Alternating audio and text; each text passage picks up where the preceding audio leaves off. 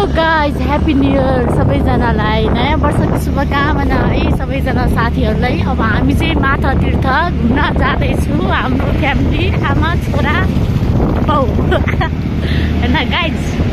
अब म तपाईँहरूलाई माथा तीर्थसम्म पुग्ने हाम्रो यात्रा देखाउँदैछु गाइज। अब सबैजना घुम्न गयो दिनभरि घरमा थियो, आफू त कस्तो बोरिङ लाग्यो।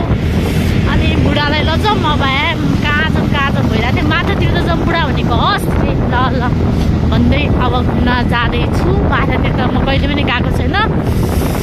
कुन भगवान छ सुनिल? माताको मेरो छोरा दादा गर्दैछ। मेरो छोरा अहिले कहाँ घुम्न जाँदैछु भनिदियो त सबैजनालाई। माथा तीर्थ घुम्न जाँदैछु भन्दै छोरो।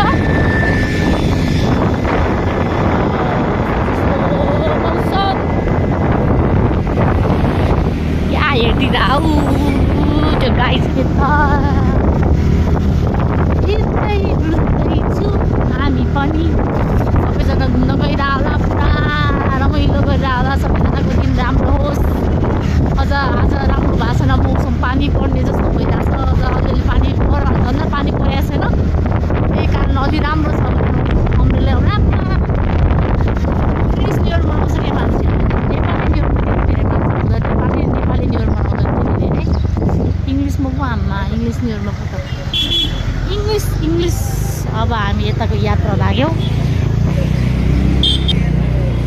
ह्याप्पी न्यु इयर एउटा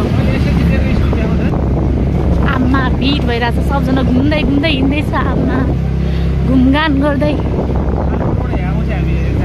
थानगढबाट एसएलजी यताबाट जाऊँ। मेरो बुढा चाहिँ थानगढ बस्नु भएको थियो कि, त्यही भएर सबै थाहा छ उसलाई चाहिँ। दिदी बहिनी सबैजना बाहिर निस्किँदै न्यु इयर मनाउँदै आउँदै, बच्चा बुढादेखि सबैजना हिँड्दैछौँ। यहाँ मेरो बुढाले चाहिँ एसएलजी यहाँ यहीँबाट दिनुभएको थियो।